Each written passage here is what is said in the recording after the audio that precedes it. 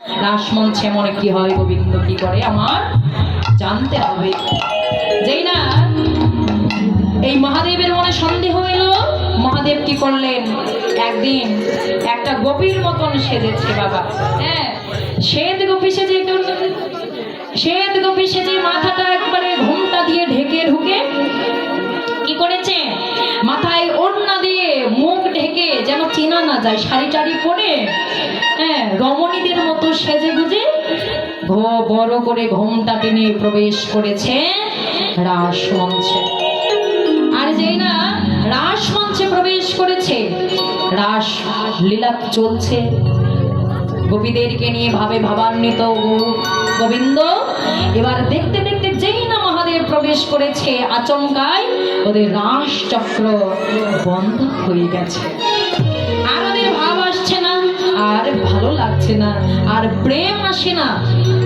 গোবিন্দ বুঝতে পারলেন, অন্তর্যামী বুঝতে পারলেন যে মনে হয় বহিরাগত কোনো পুরুষ প্রবেশ করেছে আমাদের রাসমঞ্চে। কিন্তু কে, কার এত বড় স্পর্ধা যে আমাকে সামান্য মনুষ্য জ্ঞান করে সন্দেহের বশে সে প্রবেশ করেছে। সঙ্গে সঙ্গে দেখাতে তো হবে, বোঝানোর জন্য আজকে কি করলেন, সকল গোপীকে দাঁড় করিয়ে ফেললেন। হ্যাঁ, যারা যারা ছিল, যত সুন্দর সুন্দর গোপী ছিল, সবাইকে দাঁড় করিয়েছে সারিবদ্ধ করে, যে দেখবো আজকে কে প্রবেশ করেছে। হ্যাঁ, সবার মাথায় তো ঘোমটা দেওয়া, সবাই ঘোমটা পরে আছে। এবার আছে পরে পরে দেখে নেব আমি, হরি বল, যেন আবার না ঘুমিয়ে যায়। আচ্ছা, হরি বল। রাধে, তো আজকে কি হয়েছে, ওই সকল গোপীগণকে দাঁড় করিয়েছে, সবাই দাঁড়িয়ে গেছে। এবার গোবিন্দ এক এক করে সকল গোপীকে বলছে, ও গোপী, একটু বদনটা দেখাও। মানে গোপীদেরকে জিজ্ঞাসা করছে, দেখি তোমার বদনটা একটু খোলো, মানে ঘোমটাটা একটু খোলো, আমি তোমার বদনটা দেখতে চাই। এবার ওই গোপী তো আসল গোপী, হ্যাঁ, বদনের ঘোমটাটা খুলে দিয়েছে। যেই না খুলে দিয়েছে বলছে, ও তুমি আমার ললিতা গোপী, বা খুব সুন্দর তো তোমায় দেখতে বাবা। আচ্ছা, তুমি তুমি ঘোমটা দিয়ে থাকো।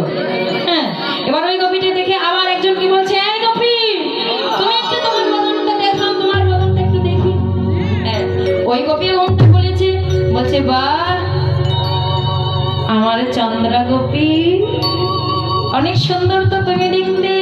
হ্যাঁ, সবাইকে দেখে এবার গোবিন্দের নজর পড়ে গেল অনেক দূরে।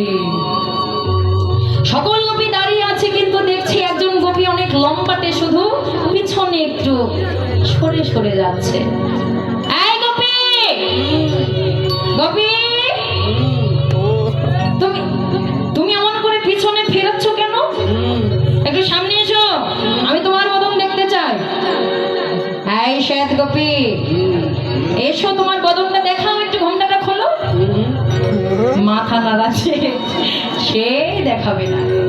আচ্ছা, কেন? এমন লম্বা গোপী, এমন লম্বা গোপী তো আমার কখনো ছিল না। মহাদেব যে কত লম্বা না, হ্যাঁ, সবার চাইতে কিন্তু লম্বা মহাদেব, অনেক লম্বা। সেই লম্বা গোপী, এত লম্বা গোপী সবার পিছনে দাঁড়িয়েও যেন তার মাথাটাই উপরে। হ্যাঁ, এত লম্বা গোপী তো আমি কখনো দেখিনি। এটা কে?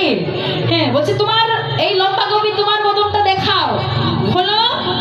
যখন কোনো কিছুতেই হচ্ছে না, গোবিন্দ নিজেই তাড়াতাড়ি করে গিয়ে বদনের ঘোমটাটা খুলিয়ে দিয়েছে।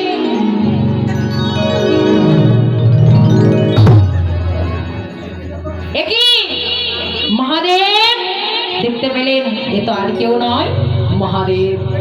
মহাদেব, তুমি সামান্য মানুষের মতো, মানুষের স্বভাব নিয়ে তুমি আমাকে পরীক্ষা করতে এসেছ। আমি তোমাকে অভিশাপ করলাম, তোমার বিগত কলিতে নরকুলে জন্ম হবে।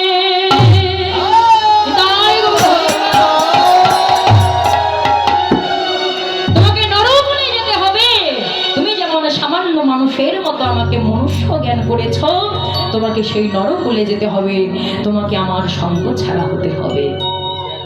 মহাদেব প্রভুর সেই অভিশাপ নয়নের জলে ভেসে যাচ্ছে আর বলছে, হে দয়াময়, তুমি কি বললে আমি যাব ওই নরকুলে মনুষ্যকুলে, সেই ধরায় আমাকে যেতে হবে, সেই মৃত্যুময় জগতে সংসারে আমি যাব। প্রভু তুমি যখন আমাকে বলিয়েছ, কিন্তু এই কথা তো কখনো খণ্ডন হবে না, কিন্তু আমার তোমার কাছে একটাই বাসনা, আমিও যদি যাই নরকুলে, কিন্তু আমি আজকে যে রসটা পেলাম না, আজকে যে সুধা পান করতে পেলাম না, যে রাসের রসটা নিতে পারলাম না, সেদিন নরকুলে গিয়ে যেন আমি সবার সামনে থেকে তোমার রাসের রস আস্বাদন করতে পারিনি। তাই